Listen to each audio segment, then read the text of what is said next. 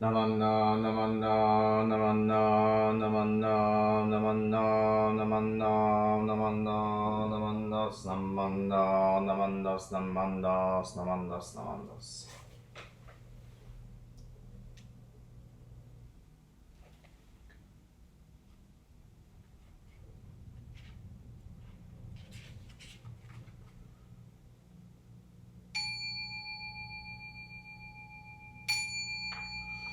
ナゴンチョセガンヒシブジョドシガンプマンゾグセプジョショガガオムリョコフイダイセシュプサイショビングセプジョショガガシジョブンドミョショチョジポクキョミショモンセプ上昇学理欲人少年上映主本業シグム浄土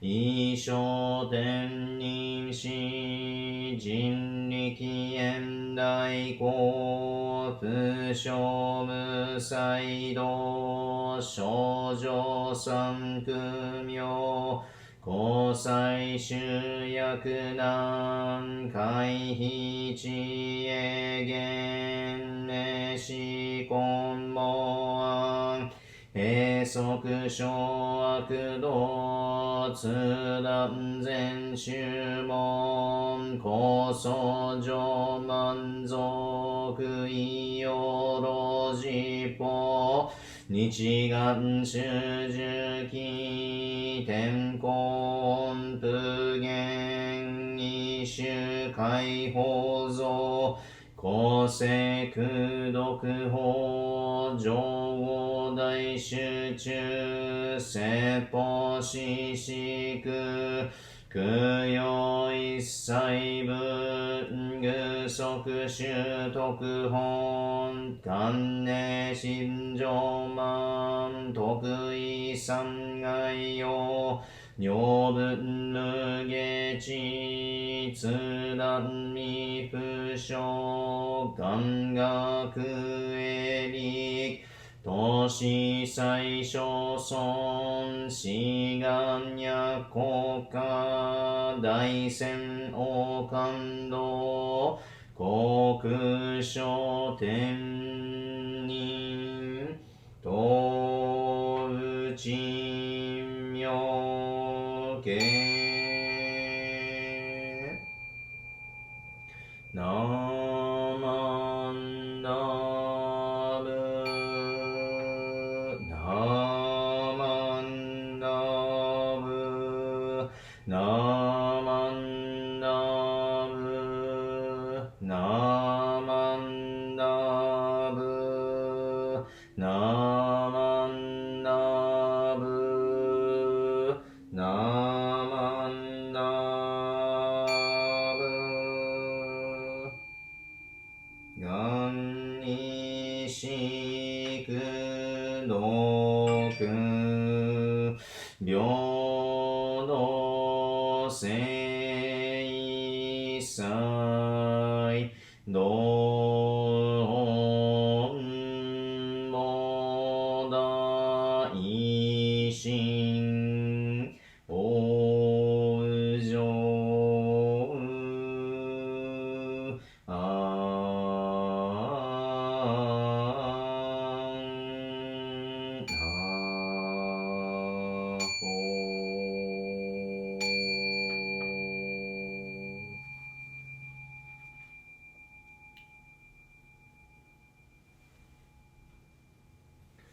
ナマンナナマンナナマンナナマンナサンマンナ Sammanda Namanda Namanda Sammanda Namanda Namanda Sammanda Namanda Namanda Namanda Sammanda.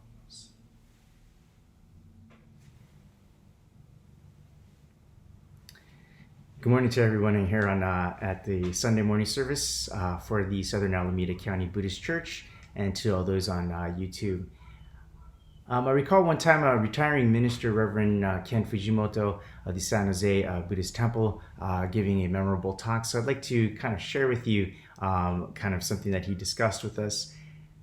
In one episode, he recalls doing a memorial service, and there was a man who came up to do offering of incense, or what we call in Japanese, oshoko.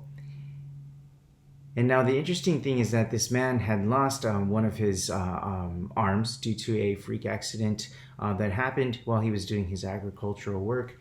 And Fujimoto Sensei said that when this man came up and put his hands together, he put up one hand, right?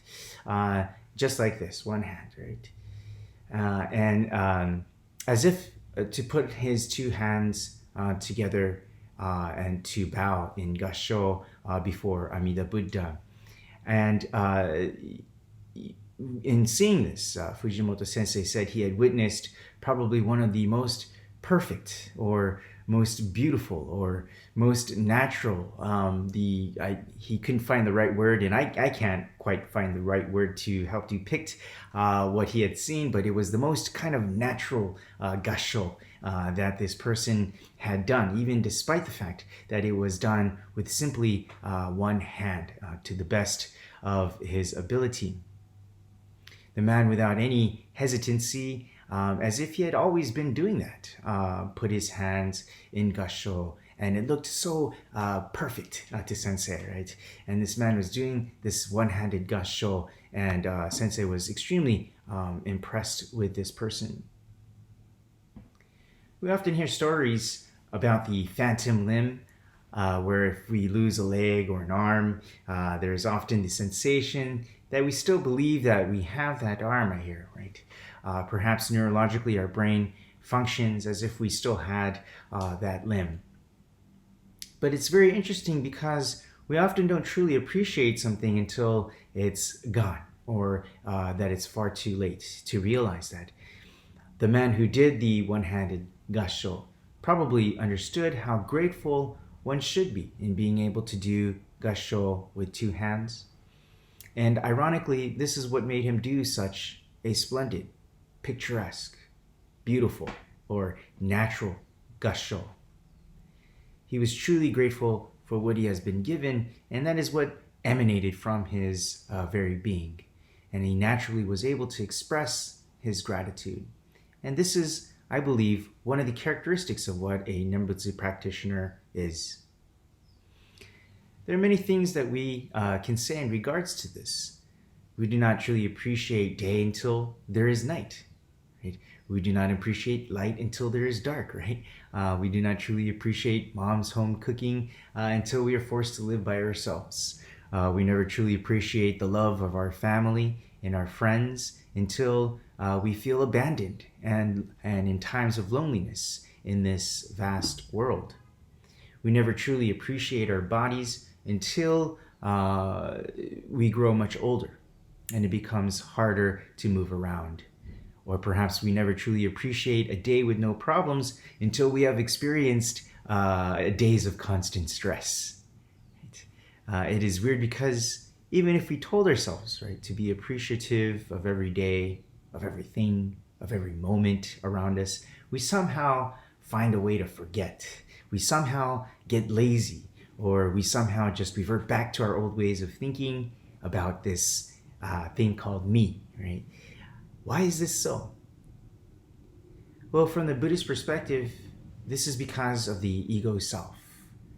This is not to say that we should beat ourselves up because we have this incessant egocentric nature. Rather, as Buddhists, we must recognize that there is that there is this self of blind passions, and it's extremely difficult to extinguish the ego mind. But the good news is that Buddhism doesn't necessarily say to extinguish the ego mind. Rather, the goal is to understand that this is human nature and that the way to overcome this ego self, or to come to terms with this ego self, is to come to embrace it by way of the teachings of the Buddha Dharma, or what we call Amida Buddha's great compassion. It is in understanding Amida Buddha's infinite wisdom and compassion that we can then turn around and accept ourselves for who we are. And this will then lead us to become grateful for this life that we have been given, grateful for our friends and family, and to be grateful for all the things that led us to who we are today. But I'd like to return to this person who did the perfect and most natural gassho with this one hand, right? Just like this.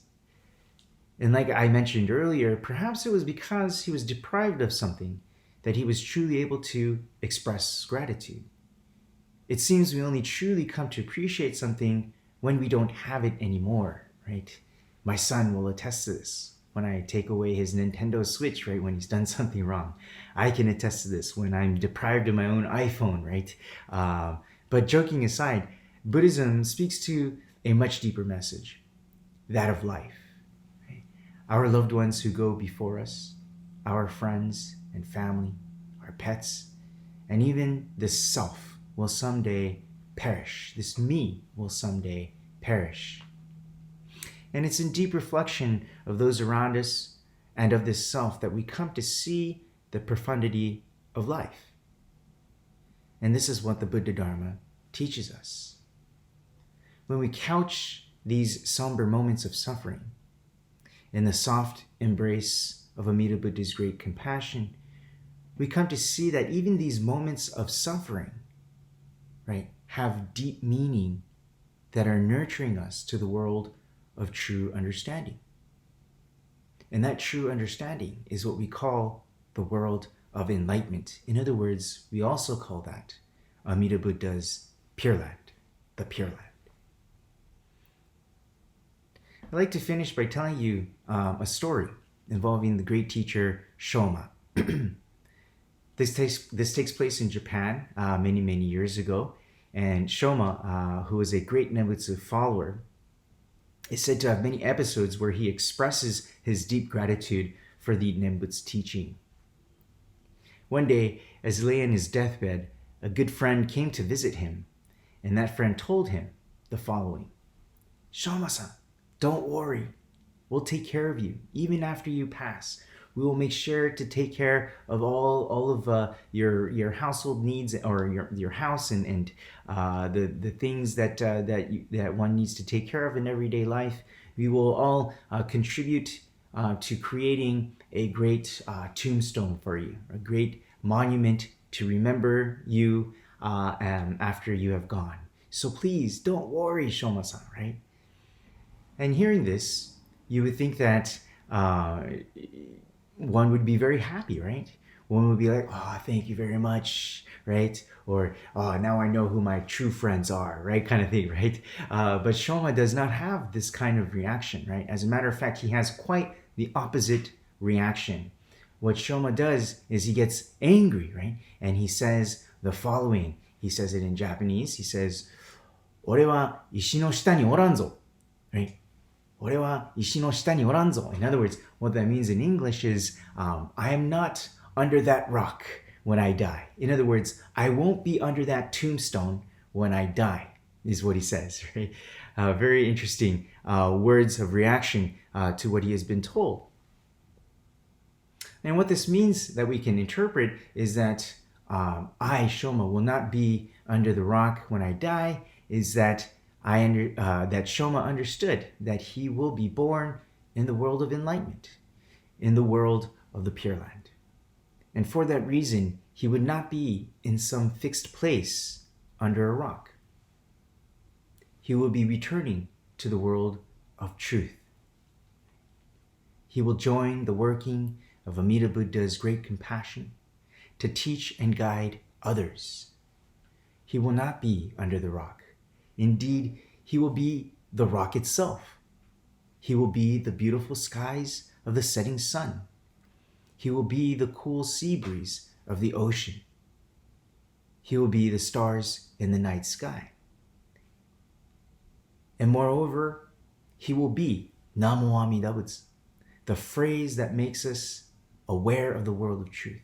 He will be one with the world of truth. Shoma comes to the understanding that the Onenbutsu enables him to become what he was previously utterly unable to become, Buddha.